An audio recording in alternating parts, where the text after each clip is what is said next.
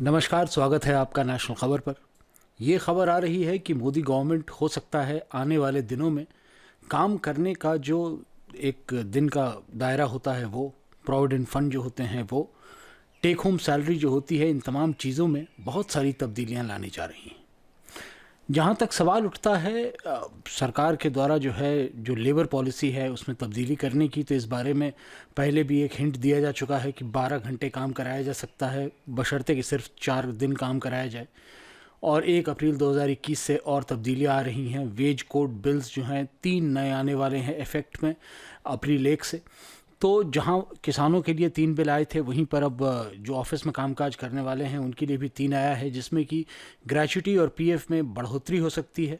इसके अलावा जो टेक होम सैलरी है वो थोड़ी घट सकती है। ऐसी हालत में जो लिक्विडिटी आपके हाथ में रहेगी वो थोड़ी घट जाएगी। अब जो वेजेस के डेफिनेशन के हिसाब से होगा, अलाउंस मैक्सिमम 50% बन सकता है टोटल सैलरी का, यानी 50% को बेसिक सैलरी होना ज़रूरी है। अगर आप 100 रुपये कमा रहे हैं तो इस समय कई बार ऐसा होता है कि 60-65 रुपये तक जो है अलाउंस होते हैं और 30-35 रुपये आपकी जो है बेसिक सैलरी होती है। अब 50 रुपये आपकी बेसिक सैलरी होनी ज़रूरी होगी और आपका जो मैक्सिमम अलाउंस हो सकता है 100 रुपये में, वो सिर्फ 50 रुपये। ये बहुत बड़ा मेरे ख्याल से एक चेंज आने वाला है। 73 साल से जो मुल्क हमारा चला आ रहा है, कभी भी इस तरह के नियम सामने नहीं आए हैं। इनसे बहुत अच्छे प्रभाव भी हो सकते हैं, बहुत बुरे प्रभाव भी हो सकते हैं। बुरा प्रभाव तो एक ये होगा कि देश में थोड़ी सी लिक्विडिटी की कमी होगी, क्योंकि एम्प्लॉयर्स जो हैं उनके टेक होम सैलरी अगर घट जाती है एम्प्लॉयज़ की, तो वैसी परिस्थिति में जो है उनकी जो परचेजिंग पावर है, उनकी जो क्रय करने की शक्ति है, वो घट जाती है। सैलरी रिलीज़ जहाँ तक डिक्रीज़ करेगी, लेकिन वहीं पे आप ये समझ लें कि आपकी पीएफ बढ़ जाएगी, यानी बुढ़ापे में आपके हाथ में ज़्यादा पैसे आएंगे।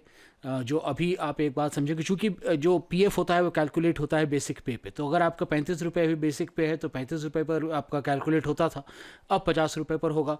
तो वैसी हालत में जो आपका जो एक कंट्रीब्यूशन होता था पीएफ में, वो बढ़ जाएगा, क्योंकि वो परसेंटेज ऑफ बेसिक सैलरी के हिसाब से होता था।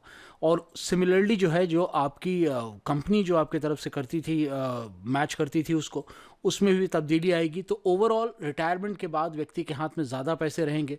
और ये मेरे ख्याल से जो अमेरिका का एक तर्ज है, अमेरिका में भी जो है बुढ़ापे में लोगों के हाथ में ज़्यादा से ज़्यादा पैसे देने की कोशिश की जाती है, क्योंकि कॉस्ट ऑफ लिविंग जो होता है वो बढ़ते चले जाता है।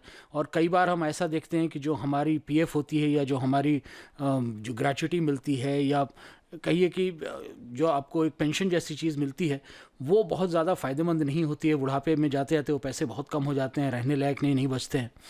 तो हैंड इन हैंड है ये, मेरे ख्याल से एक तरफ अच्छी चीज़ है, एक तरफ बुरी चीज़ है।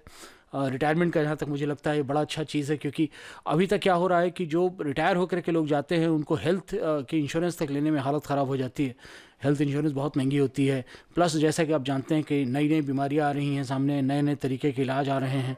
तो जो cost of old age health maintenance है वो भी बहुत बढ़ता चला जा रहा है। तो इस बारे में बहुत सारी चीज़ें अभी क्लियर नहीं हैं। जैसे जैसे मुझे 3 बिल सामने और मैं पढ़ पाऊँगा और मैं इसमें डिटेल ला पाऊँगा, आपके सामने लेकर के आऊँगा इस बारे में। तब तक आप जुड़े रहें हमारे चैनल के साथ, सब्सक्राइब कर लें। और हाँ, एक छोटी सी विनती है कि अगर आपको वीडियोस पसंद आ रहे हैं हमारे चैनल के, तो आप शेयर भी करें अपने दोस्तों के साथ, बड़ी कृपा होगी। धन्यवाद।